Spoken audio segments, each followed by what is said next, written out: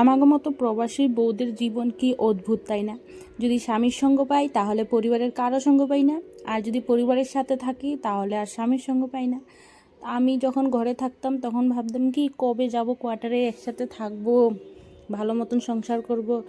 আর এখন কোয়ার্টারে আসার পরে ভাবি কি ঘরে যাব, ঘরে গিয়ে কটা দিন সবার সাথে থাকবো, এরকমটাই মনে হয়। যখনই শুনি একটা পূজা আইছে, বিয়া, এসব শুনলে মনে হয় ঘরে থাকলেই ভালো হতো। তারপর ঘরে যাওয়ার কিছুদিন পর স্বামী ছাড়া থাকলে তখন মনে হবে কি আবার কোয়ার্টারে যাই, কিচ্ছু করারই নাই, কি যে করব।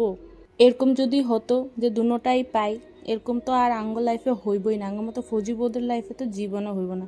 কারণ আমরা আঙ্গ এক জায়গাতে ঠাই নাই, সারা জীবন খালি ঘুরতেই থাকো দেশে দেশে, কি যে আর করা। তো আমার মতো এরকম কার কার জীবন আছে অবশ্যই একটা কমেন্ট করে জানাও তো দেখি। আমার তো খুবই খারাপ লাগে।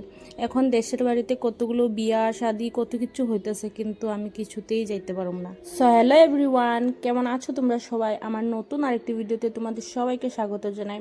আজকে আমি বিকালের কাজকর্ম নিয়ে আইলাম।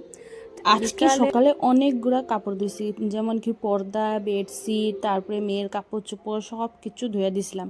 তারপরে এখন বিকাল হয়েছে আর এগুলো গুছানি আরম্ভ করলাম। তো দেখো, প্রথমে আমি মেয়ের কাপড় চোপড়গুলো ওই দিক থেকে উঠায়া নিয়ে আইলাম। তারপরে এখন পর্দা আর বেডশিট সব কিছু নিয়ে আয়া পর্দাটা টানাই নিতেছি।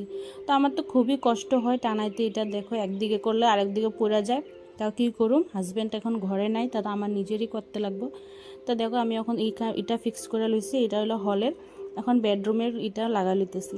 এটাও সেম, এক দিকে খুললে আরেক দিকে হয়ে যায়, খুললে যায়। তো এটাও এখন ভালো করে বহুত কষ্টে বহুত টাইম লাগাইয়া এটাও লাগাই লইছি। আমরা কোয়ার্টারে থাকলেই কি হইব, সব কিছুতে আর হাজব্যান্ডের সাথ পাই না।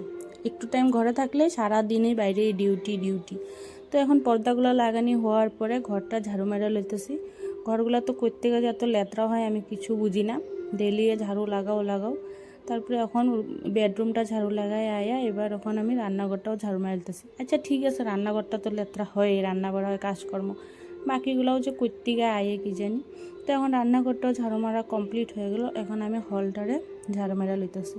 এদিকে ঝাড়ু মারতে দেখি কি বেডশিটটা চেয়ারে রাখছিলাম, তো ওইটারে এখন ভালো করে ফোল্ড করে লইতেছি।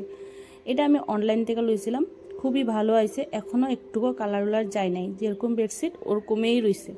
আগে অনলাইন শপিং করতে খুবই ভয় পাইতাম, এখন আর একটুকু ভয় পাই না। আমি এখন যেত কিছু কিনি সব কিছু অনলাইনে কিনি, আমার খুবই ভালো লাগে।